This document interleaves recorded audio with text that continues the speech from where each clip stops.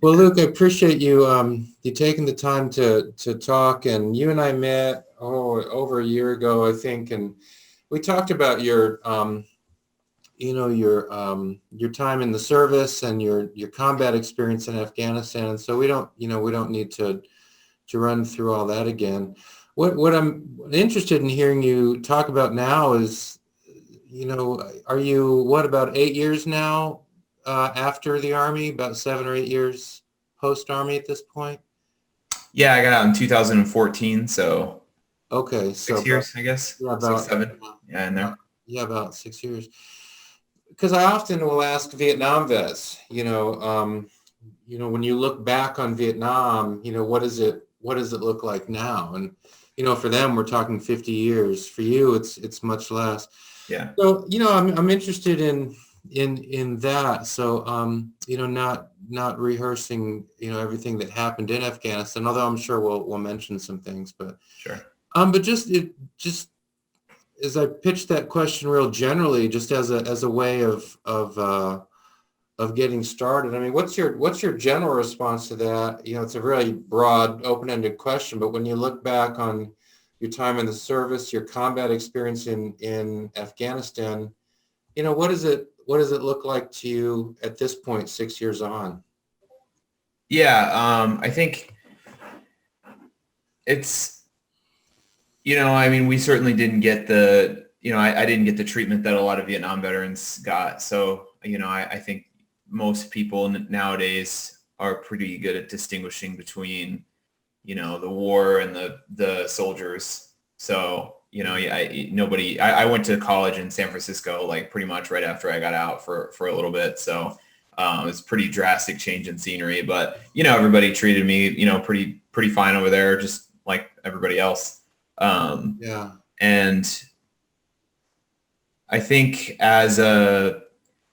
but in more general terms, I think combat veterans, especially, everybody yearns for a sense of purpose, and everybody wants to be a contributing member to a group. And a big difference with a lot of veterans, and especially combat veterans, I think, is that you've kind of really felt that purpose in strength before. You felt it at a physical level. So, it is something that everyone can relate to, because everybody kind of wants that. I think everybody wants, their life to be charged with meaning. But when you're in kind of a life or death wartime situation, then it's, every moment is charged with more purpose than you feel like your whole life is sort of null compared to this one moment, getting around this one corner, or getting across this one field, or getting to this one piece of cover. There is nothing more important than that. And, it's difficult to come out of that and then to come back to a place where, in our modern life, modern meaning probably it's been like this probably for thousands of years. But in our modern life, you don't have that kind of direct impact and effect on your community and the people around you. Like, I'm not nowadays, I'm not risking my own life to get around one corner, of a building. I'm contributing in ways that I think are good for the country and good for, my family, and good for Yeah. whoever I can. But the direct impact of that is not so apparent. And that's a Yeah. difficult thing to kind of wrap your head around. And especially if you can't really articulate that, I think a lot of guys have trouble articulating that. They just feel like they've gone from this one, very purposeful place charged with a lot of meaning, to this place that feels like it's not. And, war is an awful experience where awful things Yeah. happen. So it's weird to miss that. Well, But it's not the war that you miss. It's that, I think. that's interesting. I mean, you just encapsulated something that I just recently was writing, that you hear this a lot from vets, that they'll tell you how awful war is. And of course, in your case, I mean, you experienced combat. You experienced combat. You also lost, a couple close friends in Yeah. one incident in 2013. And war is awful.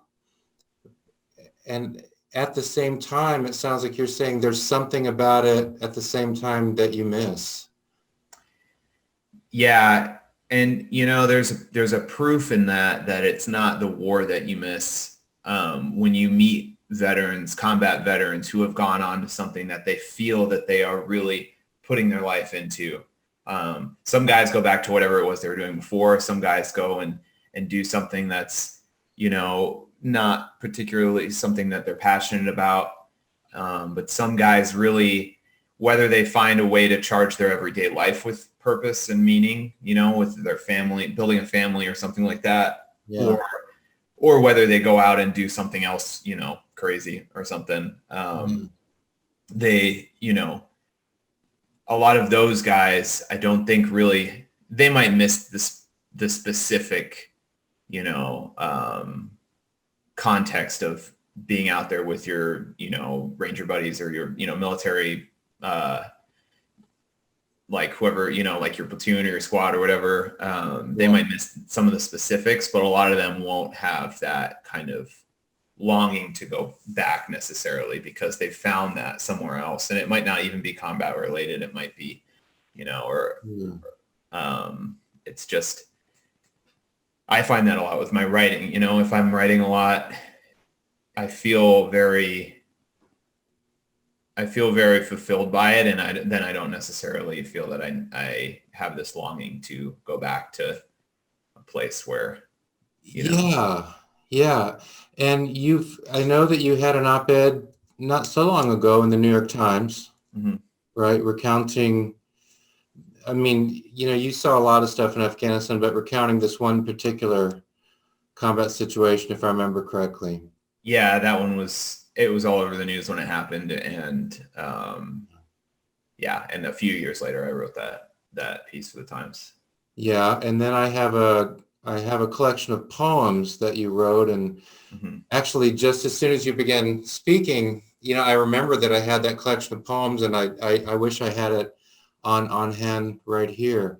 But you mentioned, so you're focusing on this theme of meaning. And so, I don't, what I'm hearing you say is I don't miss, getting up at whatever time at night and, doing these operations. And I don't long for events like that one in 2013 where I lost a couple buddies and then plus two others, and then others were wounded. But there's that sense of meaning. And then you said that, you can get some of that from the writing. So I don't have your collection of poems here, but I mean, if you could, what could you spell that out a little bit? I mean, what, I read the collection of poems and was impressed by it. Yeah, I actually have a second volume that I've released too now.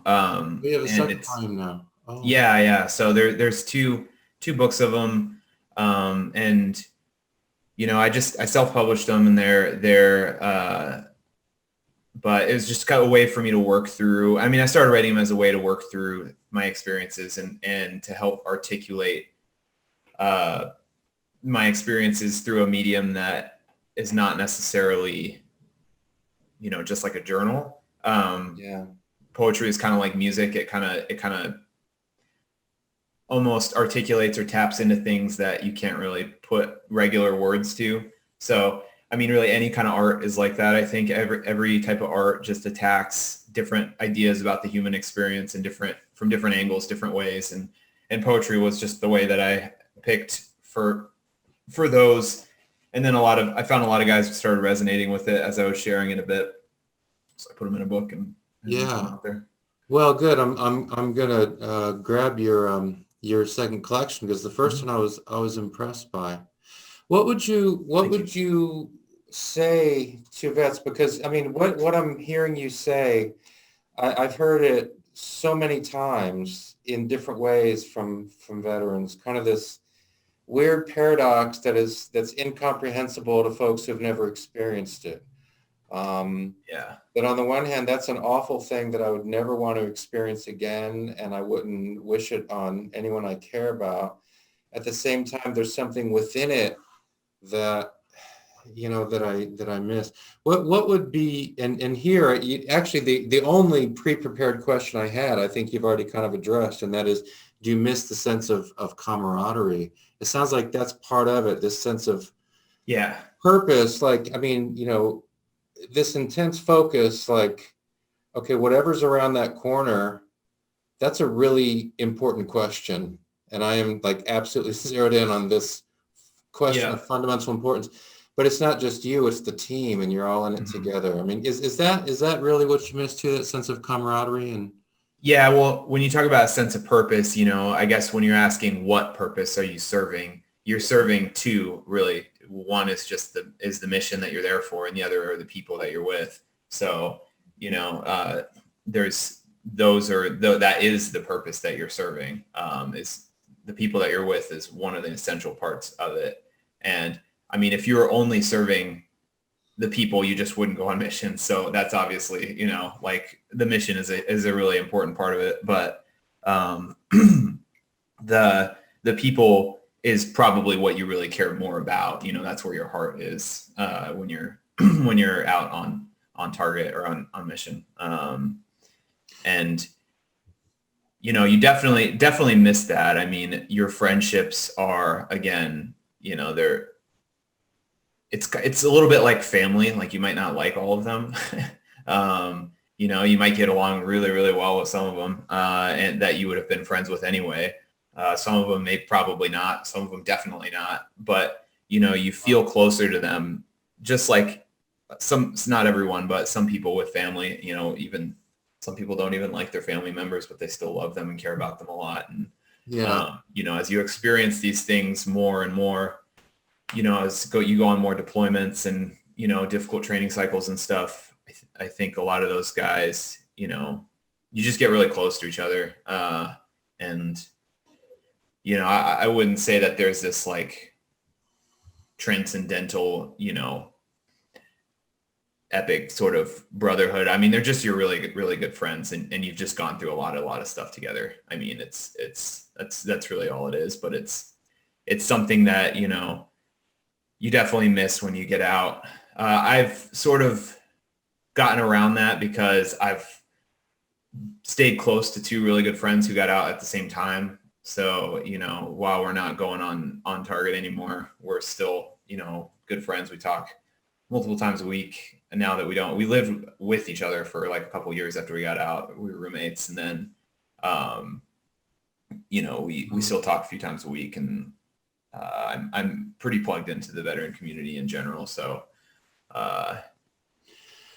that's helpful too. I think you have to, the biggest thing for me is focusing on what you're doing now. I mean, that's kind of what I was talking about before is, a lot of people, their veteran status it's like a weight to them. Maybe not the fact that they're a veteran. They might even be really proud about that. But the combat experience, or, even not combat experience, a lot of times it's this, there's some weight with it.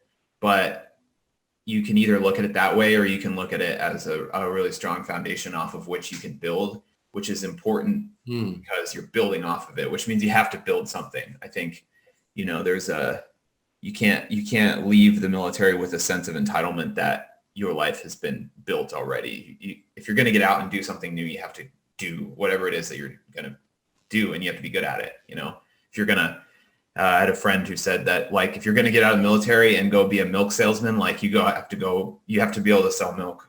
You got to be able to do it. You got to learn these other skills and trades or passions.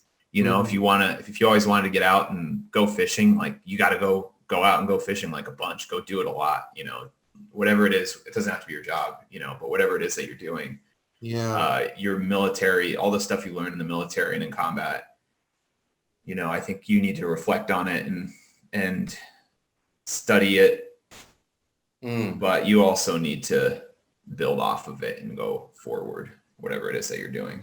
so you've got this, I mean, what you're talking about here, this collection of memories, these mind-boggling experiences, tell me, when the incident that we keep referring to in 2013, and I know there were others, but this was the big one, and Yeah. and this was in the news, etc. How old were you?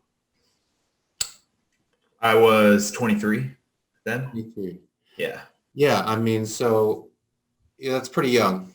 Mhm. Probably from your perspective, that doesn't yet seem young, but when you get to my age, you realize 23 is actually quite young. Every year that goes by, I gain a little bit more of that perspective. maybe not quite as Yeah. much, but a little bit. You've got these incredible experiences, and some, really, really difficult experiences. And then before that, in our earlier discussions, you told me stuff that I didn't know, that you were at a school in Pakistan when, was it Al Qaeda? Hit the school. You were is that right? Yeah, some terrorists attacked this. I grew up overseas, like a missionary kid, and Yeah. my parents are aid workers, doctor, and Yeah. terrorists attacked my school when I was in 8th grade. So they killed some people, and no students were killed, just some staff members, and Wow. thankfully no students were killed. But that was my sort of first exposure to, I guess, direct exposure to human violence, like right in your face kind of thing. Yeah. I wouldn't say that was really an inspirational factor to join the military, No. but it did kind of let me know that I wouldn't totally freak out if something happened. Yeah. So you had these, your military experience, this, growing up overseas, and not London, but, in pretty tough place, and this experience, in Pakistan. Do you find yourself, either in your own mind or when you're talking with other combat vets, kind of looking around at the civilian world and just thinking, man, you people are just clueless? Do you ever find yourself kind of thinking in that kind of way, like whatever you folks are complaining about, really, it's just not that significant? Do you have that kind of? I think I might have that inclination sometimes. Yeah.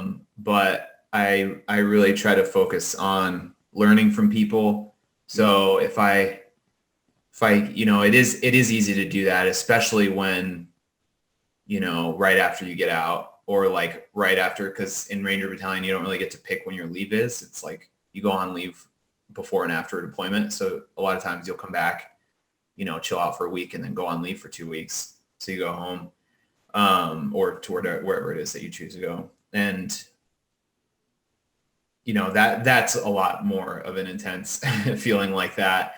It's super surreal to come back from a 4-month deployment with Ranger Battalion and then to, be at some like bar or classy function or wherever it is, just family gathering, something like that. And even if you're not, yeah, it can be a bit surreal for sure. I don't know. I think that everybody has something to teach, and most people, especially the older people get, they usually know at least something really well. And I try to focus on what it is that people know rather than what it is people don't know. I think that's healthier, but I do think that mentality is really common in the veteran community, and I wouldn't necessarily blame a lot of guys for feeling that way. At the same time, it's funny because a lot of combat veterans, even, we're all human, right? Like, Sure. You fall into the same category of whining about something you probably shouldn't be whining about. And, it's just, You said yeah, that. I will say that I definitely get that feeling strong if I'm in like I don't know what it is about, really, like I've been to a few like kind of very rich people gala gathering cocktail party type things. For whatever reason it is, whether it's, something, yeah, a bunch of different reasons, but, then I don't really get that feeling for the kind of a couple of the veteran nonprofit ones that I've been to, but some of the other ones, it's just kind of like, this is weird. These people live in this totally different plane of existence that I don't really know much about. And it's kind of strange because a lot of people kind of envy that. And, you know, I think having those experiences really eliminates that envy for a lot of the things. There's a poem that I wrote, I forget which, maybe in the first or the second one. The imagery I use is that there's a guy at the top of a tower, and, you know, everybody looks up to him, and he like tells people where to go and what to do. And then there's also a guy whose tower extends outward on the ground instead of upward into the sky. And this guy who lives up in his tower doesn't really go anywhere, you know, and he's never even been anywhere. And if you look on geography wise, he's just in the same place as everybody else. But this other guy, he's built his ladder, or his tower extends outward, you know, and it's through the mud and through the dirt and all this stuff. And I think the more experience you get, the more you realize that is more valuable as a life experience than climbing the steps of high society. And I think I've found that war distills the human experience to like these extremely pure forms, whether it's fear, chaos, like courage, bravery, camaraderie, all of these like very, very basic human elements. It distills them down to just that in this really raw, you know, pure form. And that's why everyone resonates with it, because everyone understands those human experiences to some level. And so putting it in a wartime context, especially if you know how to do that, is super important, because you can communicate these human experiences so clearly and so accurately. You know, I'm certainly not the only one who likes For Whom the Bell Tolls. So, you know, and I think that is one that also very clearly clearly communicates these ideas surrounding war but that everyone can kind of resonate with. I mean, I've been surprised at a lot of people who've liked my poetry who aren't veterans at all, you know, but they still feel moved by it and, you know, write me something about it. And, you know, I love that. I think that's great. I think it's great that I think it's insight into the veteran community. It's insight into the experiences of combat veterans, but also, you know, I hope that it provides value to these people in their lives, you know, because everybody does understand the concept of grief. You know, combat veterans don't hold a you know, monopoly on grief or brotherhood or anything like that. It's just experienced in a very pure way. I think you're right. I mean, I'm a veteran, but I'm, you know, not a combat veteran. I mean, not even close to, you know, to that. But, you know, having talked to vets for over 20 years, you know, I understand that I'll never understand, but I do feel like as I've listened to vets, as I've read what they've written, I do feel like I've come to understand life a little bit better. You know, there's a certain place that I can't go beyond, not having experienced it, but I do feel like, you know, or like I you know, hearing from vets who have, you know, the word you used was pure. I mean, kind of these human experiences become very pure and very simple, not simplistic, but very simple. You know, again, that corner, you know, what's behind that corner, that's a simple thing, but it's not a simplistic thing. Hearing vets talk about that kind of stuff has helped me to think better about life in general. You know, it sounds like that's kind of what you get now. Yeah, I think so. I mean, one of the principles of combat is just, I mean, it comes naturally in combat, but living in the present, right? I mean, living in the now, you know, what you've done in the past matters and influences what you're doing now. What you're doing in the future, you're probably maybe working toward, but what you actually have control over is what you're doing right now. I mean, and that's what the military is all about, because I mean, that's where discipline only really matters about what, you know, whatever it is that you're doing now. And then in combat, especially, what you're doing now is of the utmost importance. And every time that it happens, it's the most important thing you've ever done in your life, over and over and over again. You know, so.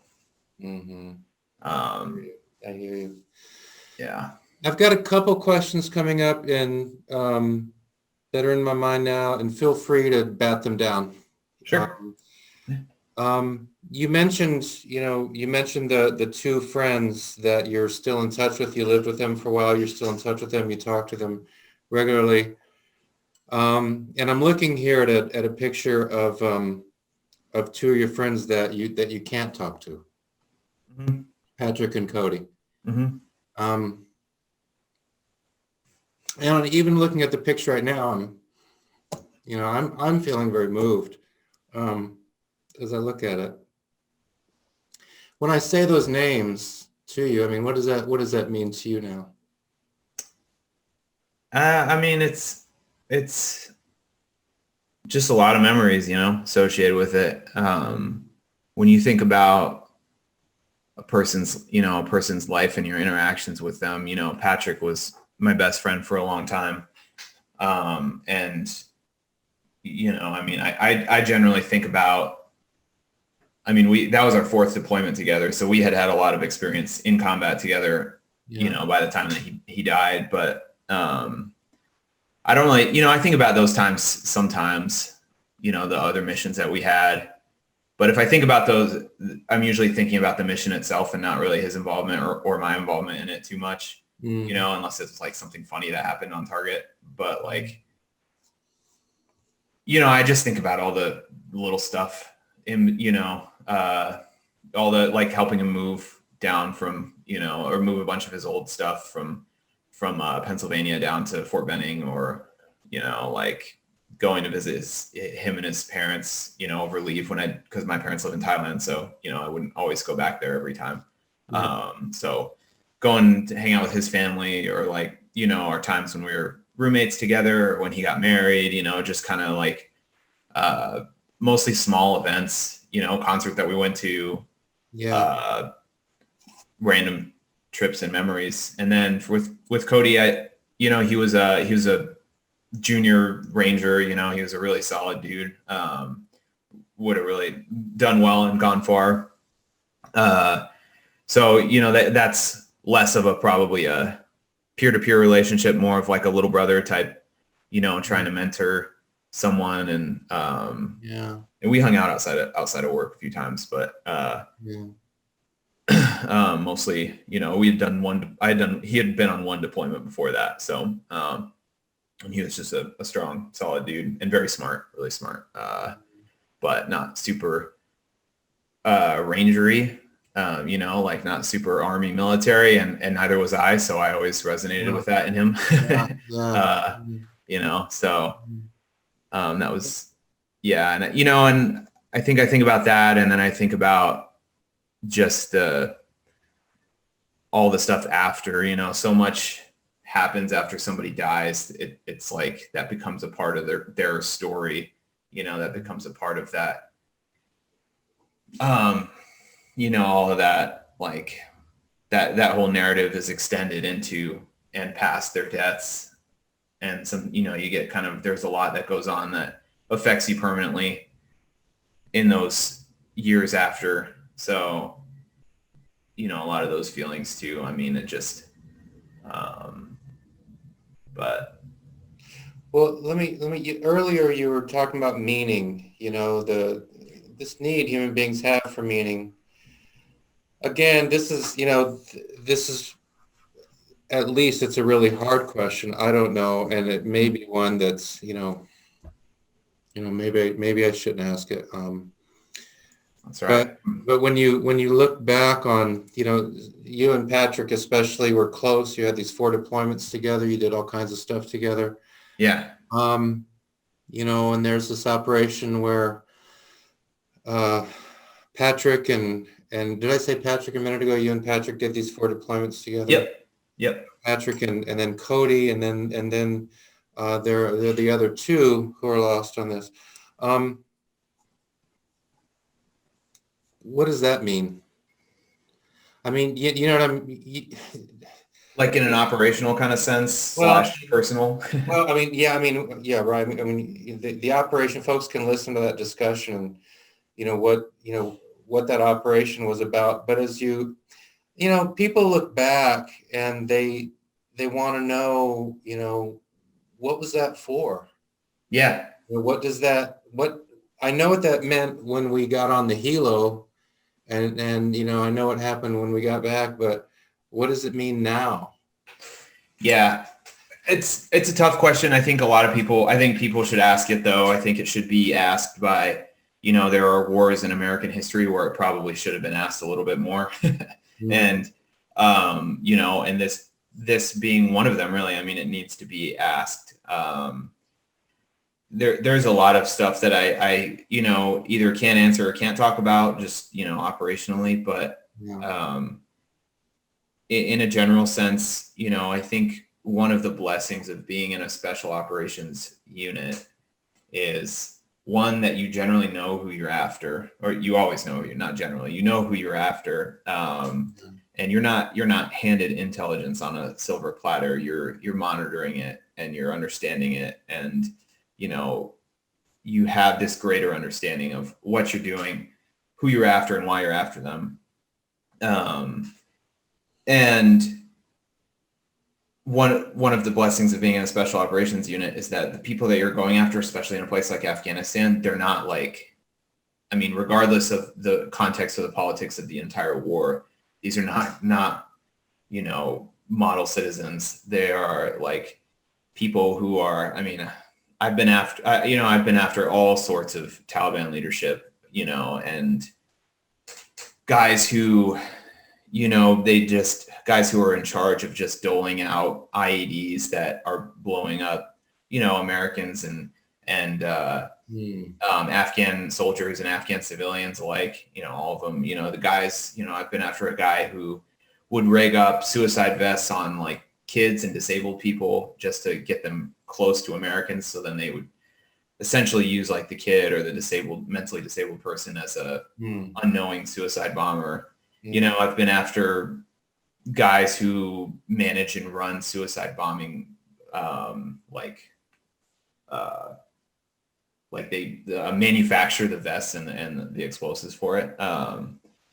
Guys who like run Taliban kind of, I don't even know what you would call it, prison. I wouldn't call it a camp, but like a prison facility. And, they're not treating people very well. So, I mean, a lot of the people that we would go after, they're just really, really, bad people. So here's how I'm interpreting what you're saying. Let me, I'll just say it this way. When I talk about, World War II, so we come out of World War II and we say, well, there was a lot of sacrifice there. What was that for? Sure. What's the meaning? And I think you can get a pretty clear answer to that. Yeah. World War I is a little bit harder, and as you indicate, other conflicts, it's a little bit harder.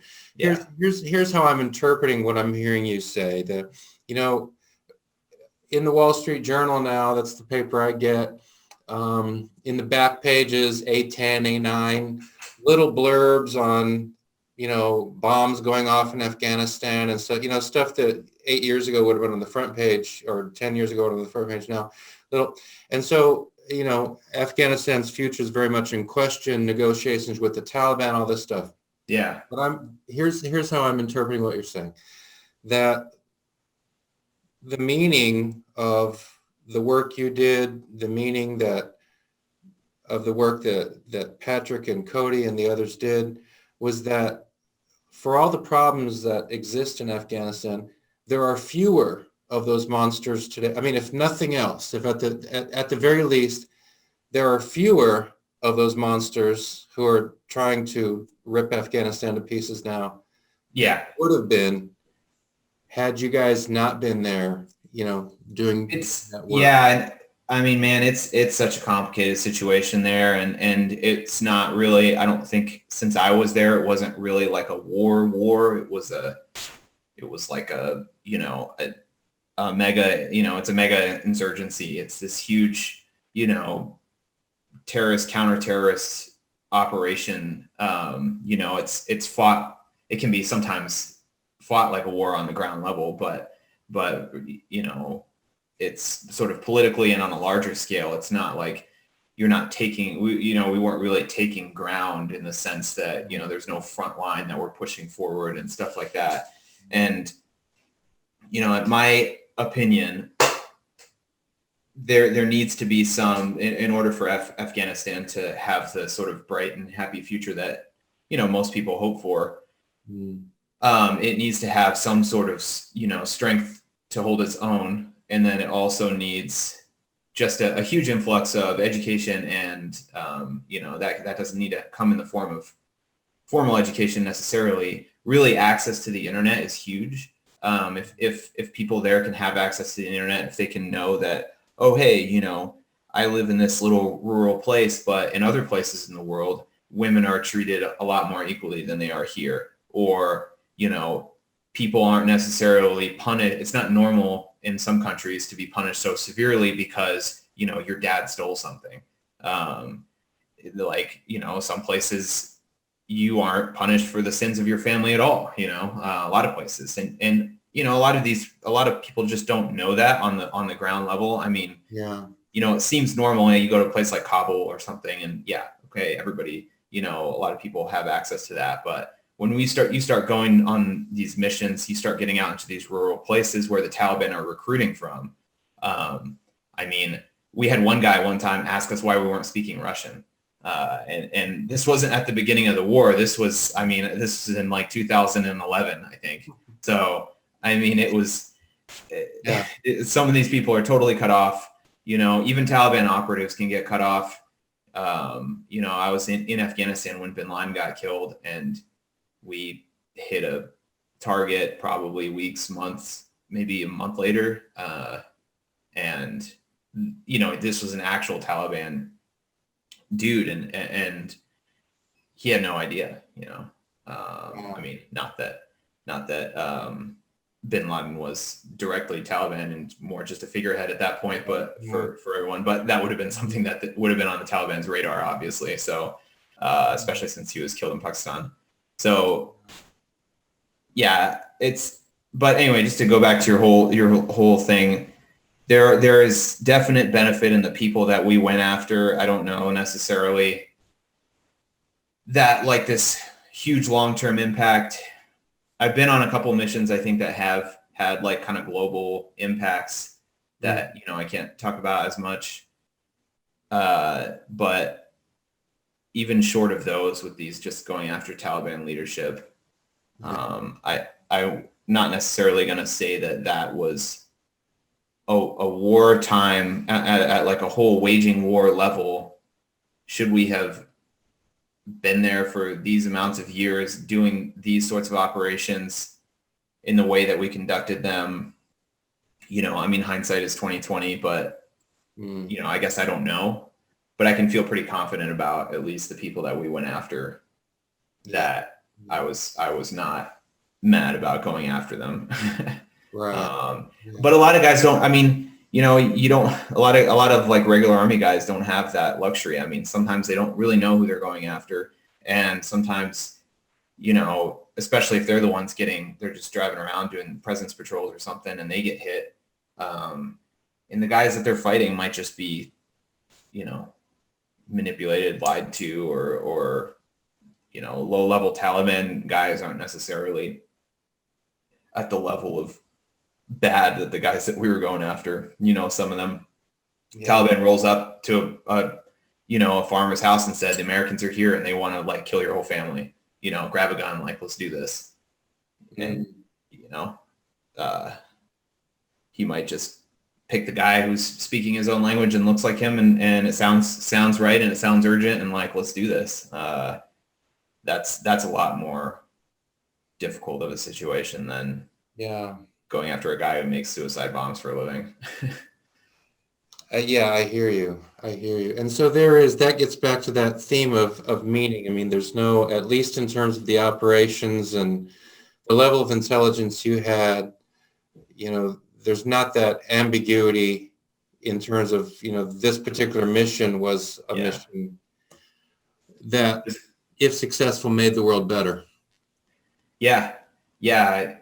I think so. I think you have I sort of put you in that category, somewhat rare of kind of the warrior philosopher, the warrior poet. And I think that's important. That's an important role. That's an important role. So I'm looking forward to getting a hold of your second volume of poems. And Yeah. Yeah, no, let me know what you think. It's interesting though. I've read a few books on the subject, and I've read a lot of World War I poetry. There's a little bit of a resurgence in veteran poetry now, at least in the circles that I'm in. There are a couple combat veterans that have written some pretty great poetry. And I'm working on an article now that actually compares World War I poetry to modern war poetry, and to see what has transcended time, what elements of it. But really, it's just, I think that those two, for whatever reason, we've seen the artists and the veterans circles as separate. And, that's like an American culture thing. I don't know why. It's like the jocks and the nerds almost, right? But that hasn't been the case in throughout history. I mean, not at all. I mean, there's so many, a lot of the prolific writers in history have been combat veterans. A lot of the, I read The Way of the Samurai pretty recently, who was written by, I think he's the descendant of a samurai, like his grandfather or something, but he lived in the West. So it's his way of communicating samurai values and ideas to like Westerners. And, that whole culture, at least for certain periods of it, was, poetry and, warfare were extremely tied together to them, to a lot of them. You mentioned, I mean, one of the works you mentioned earlier was Gilgamesh, and of course, a lot of there's some fighting in there as well. There's one scene in there that always stands out to me is when the death of Enkidu, which is his friend, and the way that he grieves for his lost brother is very, very raw and kind of basic scene of grief for like two people who have fought side by side, who literally met and didn't like each other when they met. I mean, they were, I think, if I remember right, they're kind of, Enkidu was kind of made to take Gilgamesh down a peg. But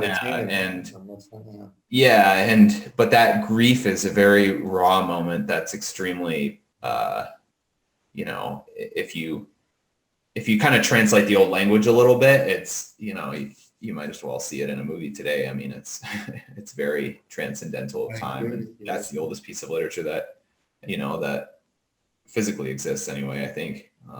I agree with you. That is a powerful scene, and I imagine just given your own experiences, you're able to identify with it even more.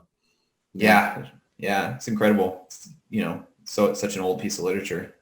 Well, there's that human thing, that common humanity. It really transcends time. A lot of things about the human experience, and good literature communicates those things well. That's why we still read old books. Exactly.